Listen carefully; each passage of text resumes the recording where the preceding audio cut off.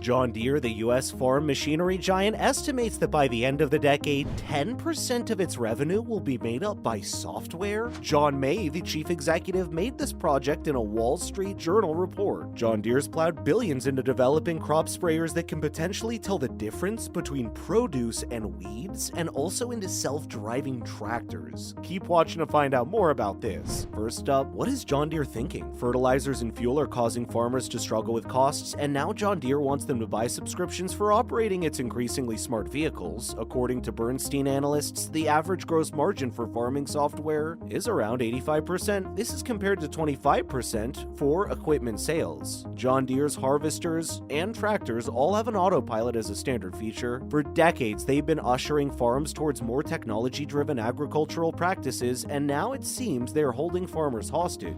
So, what are John Deere's plans? Right now, John Deere plans to have around 1.5 million machines and 500 million acres of land connected to their operation center in just a few years. Their cloud service will store crop data, information, and images of millions of weeds that herbicides can target. The company has also bought a California startup, Bear Flag Robotics, in a deal worth around $250 million. The idea behind the purchase is that Bear Flag will turn old tractors into autonomous vehicles through software. John Deere pretty much has the heavy machinery market concerned, and needless to say, this shift will not be popular with farmers. Okay, so let's look at the concerns. Farm and repair advocacy groups filed a complaint with the Federal Trade Commission, FTC, back in March. In it, they claim that John Deere has refused to provide software and technical data for the repairs of their machinery. This is a clear violation of the Sherman Act and statutes that cover unfair and deceptive trade practices. In a statement, Jamie Crooks from the law firm Fairmark Partners said, quote, Deere is the dominant force in the $68 billion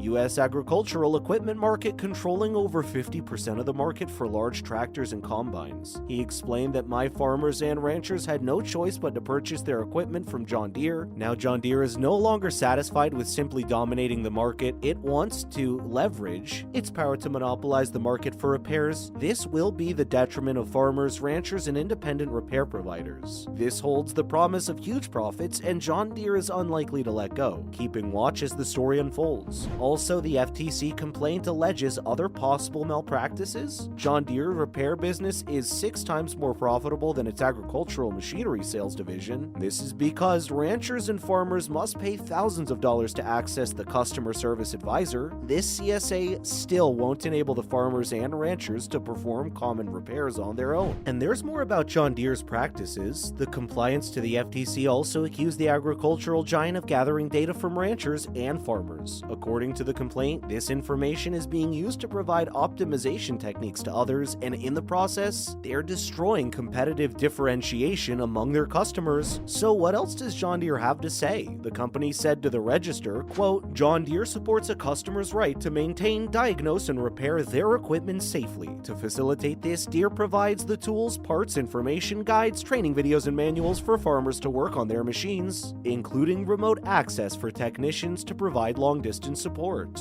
It added, John Deere does not support the right to modify embedded software due to the risks associated with the safe operation of equipment, emissions compliance, and engine performance. We remain committed to providing innovative solutions that support our customers' needs. Now, weird things are happening in the John Deere universe. Millions of dollars worth of machinery from John Deere were stolen from a Ukrainian dealership in May. The thieves were from Russian forces, and the equipment was traced to the Chechen Republic. The machinery was bricked by John Deere's proprietary digital access controls, and you thought it couldn't get much stranger. Stay with us as we peel back more John Deere events and practices. And John Deere is hacked in a fascinating way. Sitcodes, a hacker, was able to jailbreak John Deere's equipment. He ran a Doom modification with a farmer theme for the DEF CON 30 event in the summer. Sitcodes said, quote, the main bug is that nothing's encrypted or checksummed properly or anything like that. The CEO of the repair website iFixit said, quote, turns out our entire food system is built on outdated unpatched Linux and Windows CE hardware with LTE modems. The fix, he suggested, is simply building new devices with proper security. All the firmware's code runs a root 2. Now, John Deere responds to the hack, and after disclosing these vulnerabilities, John Deere was in a hurry to patch them. They blocked people from using security weaknesses to fix or customize their machinery's issues. Meanwhile, Sitcode says he's been approached by people upset about helping the company close the holes in the system. Quote, quote, "It's like anti-right to repair sometimes. If you consider it from a different angle," he explained. He's decided to focus on the underlying hardware this year to show how fragile the food supply chain is. So, what'll come out of the jailbreak? Well, it could be a breakthrough for those who want to be free to repair or update their tractors and other farming machinery themselves. John Deere has software-level blocks in place that allow only authorized dealers to perform this kind of maintenance and repairs. SIC code's jailbreak could open the floodgates, allowing farmers to bypass the locks. As was expected, John Deere made it about trusting, not farmers. Keep watching, there's a lot more to come. Meanwhile, is it really a matter of trust, or is it all about profit? Regulators have been repeatedly told that farmers and ranchers cannot be trusted to service and repair their equipment. This has been the John Deere refrain. This jailbreak is quite possibly the foundational work that will open the way for farmers to regain control of the equipment they legally own. And there are other compliance questions too. We're wondering if John Deere complies with the GPL terms, as it appears to incorporate GPL code into what its products without meeting source code disclosure obligations. SIC code says no, they don't comply. Quote, "I'd love for them to come forward and explain how they comply," he said when pressed on the issue. Okay, this sounds serious. Activist and author Dory Doctrow says institutions that undertake legal enforcement for open source licensing are now aware of the alleged non-compliance of John Deere. Wow, it would seem John Deere is slithering around fair practices. Stay with us. Yet none of this is actually new. For years, John Deere has been the pebble in the shoe for right-to-repair advocates. They object to the commonplace use of digital security protocols that prevent owners of John Deere products from the repairing or servicing equipment they purchased outright. A little headway in this regard was recently made. However, the Biden administration has endorsed right-to-repair legislation. The UK and European Union have also been paying more attention to the rights of the owners of John Deere equipment. So will this be going to court? 2 lawsuits were filed in January, both against John Deere, one day in Illinois, and other is Alabama. They're about the company repair restrictions. A month later, lawmakers in the House of Representatives and Senate introduced separate bills guaranteeing the right to repair. 2 weeks after a dozen companies and advocacy groups laid the complaint at the FTC about John Deere's refusal to make software and technical data available to repair their equipment, the company said it would immediately make previously restricted material available to both customers and independent repair concerns. Is this about David and Goliath, or is it a fairer fight? Watch to the end to make up your mind. Finally, right to repair is kicking up a notch. The pushback against digital lock protections goes back several years. Initially, it was the province of cyber liberty activists like the Electronic Frontier Foundation. Still, digital repair concerns have attracted the attention of lawmakers in the US, Europe, and the UK. Deere & Company was hit with 2 lawsuits in January 2021. When Illinois and Alabama began to consider repair legislation, Deere & Company implied they'd provide tools through authorized dealers, in their words, quote, "to empower farmers and ranchers to perform basic service, maintenance, and repairs on their equipment." Yet 2021 has come and gone, and this commitment simply hasn't been met. Instead, Deere & Company will only provide repairs if ranchers and farmers make upfront payments of thousands of dollars for something called a customer service advisor. This practice is continuing. This is yet another example of big agricultural concerns making decisions and implementing practices that have the potential to affect food security around the planet.